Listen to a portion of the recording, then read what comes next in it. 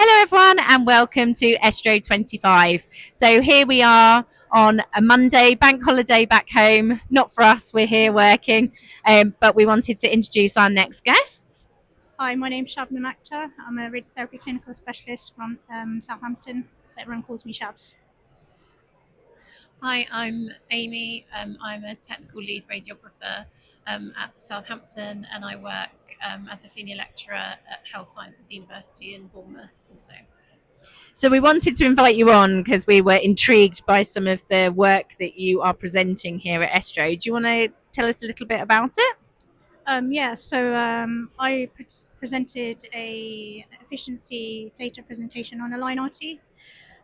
So we went live with the line RT back in 2022, and when we went live, between the installation and go live, we were able. It was a short period of like 6 months. So it's quite a quick transition.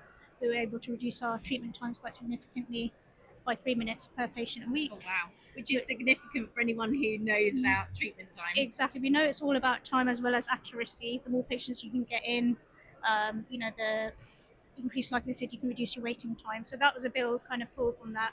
But prior to that, Amy did a great baseline study back in 2020, which we compared that data. So essentially, the presentation I did showed that efficiency savings that we were able to gain from that. So prostates was about 26% fraction time saving, 8% for the free breathing breasts, and 20% for the DIVH breasts. But for the breasts, the savings potentially could have been a little bit greater, Right. because at baseline we weren't daily imaging for that cohort, whereas the 24 data represents patients that were daily imaged. So that 8% was likely to be more if the baseline was daily imaging, like for like. So yeah, really impressive. We're really pleased. But Amy did a lot of work getting SGRT up and running with the whole team. There's true team effort with Vision RT as well, who were really, really helpful. Can I just ask, from a perspective of a radiographer who's very patient focused, Yes.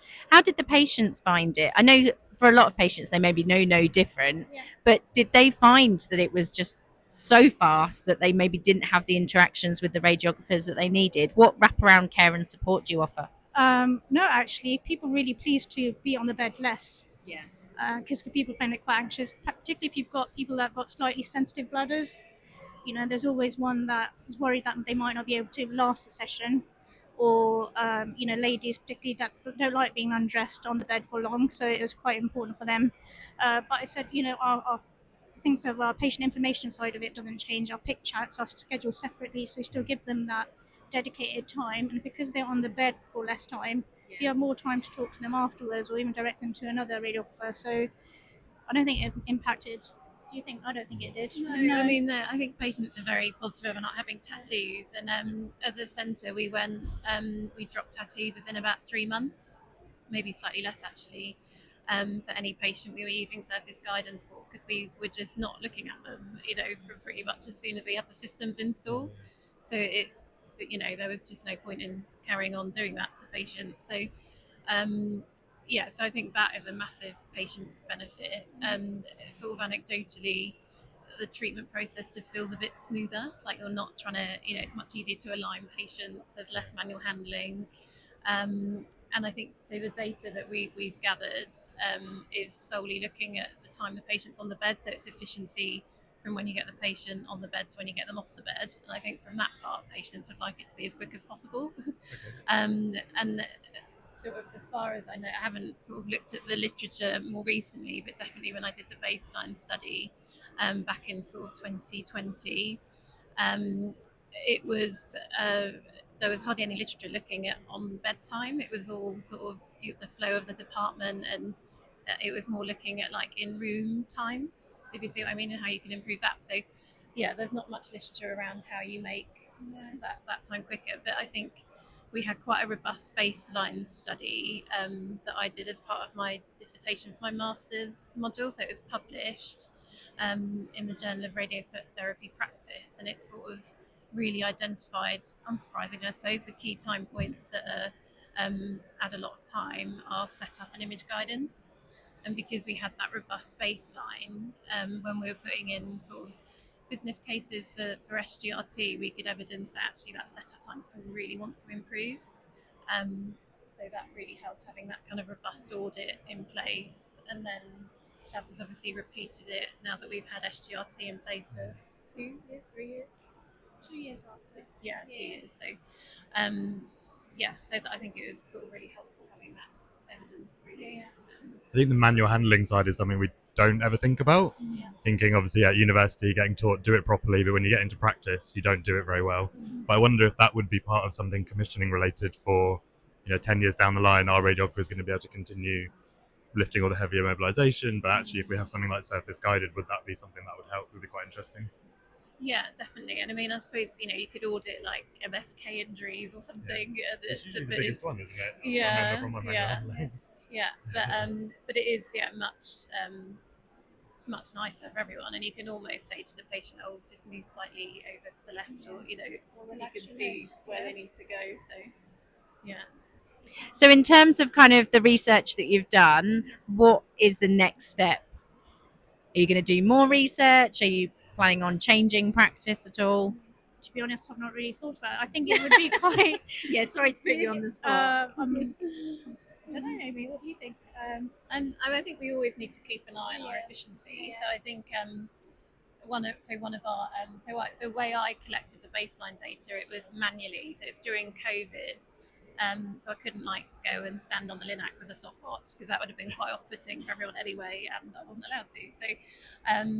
So we actually found a way of correlating timestamps in Mosaic to the points where we wanted to gather the timing data for, and that actually turned out to be, because originally I was planning to do a stopwatch method, and actually it turned out much better not doing it that way. So I did that manually, but it's quite time consuming, going into all those different time points, putting them in an Excel spreadsheet, working it all out. But with the data Shabs has got, our lead engineer developed a database where you can pull those timestamps automatically from Mosaic. So it meant that my baseline study was, I can't remember now, it's a long time ago, but it was sort of somewhere in the region of 50 patients, maybe slightly more, somewhere between 50 and 80 patients, I think.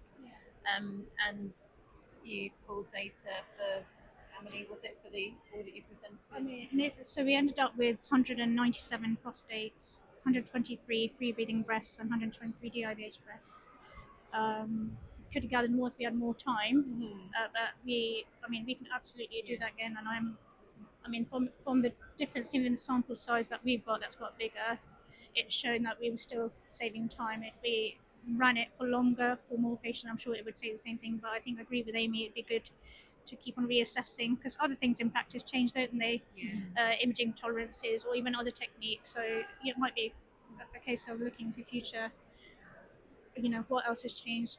Is that impacting our appointment times and things? But the appointment times that we'd reduced it by in 2022, we're still sticking to those, because the data that I ran from 2024 shows that we're well within that reduced time slot. So it's consistent still, even 2 years later, and hopefully consistent even 5-10 years later.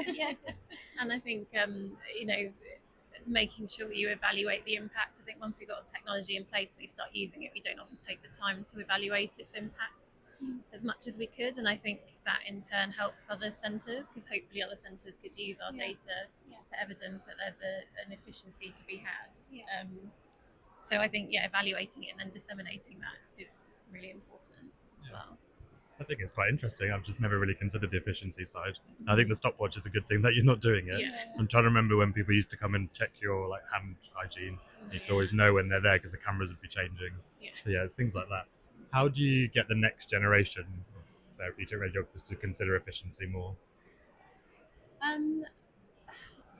Well, I suppose it's in terms of when you're learning, in terms of you have to take as long as it takes for you to treat and feel like you're doing everything safely, and that's fine. But I think trying to people from actually in practicing radiographers working more with HEIs, because you can kind of talk about that. So I work at a university, and talk about our efficiency studies and all those kind of things. So I think making sure you've got those partnerships and being able to discuss all the different paradigms of practice and efficiency being one of them. But I think that's really important. I suppose it's always remembering safety as well, isn't it? Yeah, ultimately, I think everyone working in radiotherapy, especially at the moment, feels the pressure of kind of patient throughput, which is also alien to us as radiographers, because you just want to have patient contact, you want to do the best for your patients, but it is about actually, if you've got waiting times, that prognostically it's going to affect some patients if you're not able to get them in for treatment. So it is always kind of efficiencies, but thinking actually what are the safety elements and risk elements. Yeah, and I think with SGRT, it's improved safety as well. So it's sort of, so you'd never obviously put in an efficiency at the expense of safety, but we have sort of demonstrated that, you can be, have even more accuracy and have that sort of motion monitoring and that safety side of it, and get efficiencies alongside them as well. Yes, on this presentation, we intentionally didn't touch too much on the safety side of it. It's purely looking at the efficiency data, but we have seen, historically, we probably wouldn't have noticed, a less than 3 millimeter move that a line RT shows us now, and it terminates the beam. You just visually wouldn't have been able to see it.